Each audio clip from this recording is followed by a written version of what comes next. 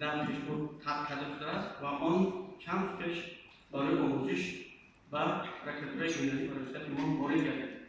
این زمان ما اساسناکی قرار قبول کرده را اساسناکی و قانونی بودن آن را دیدن می‌کنیم و موقع خود را قانونی بودن آن را معاینه می‌کنیم.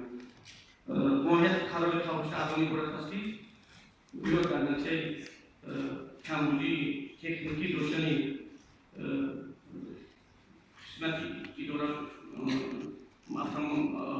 مستقل نقلاتی اداره می‌کننده باعث سر زدن صدمات نقلاتی گردید است که عاقبتش را شما می‌دونید آگاه می‌باشید.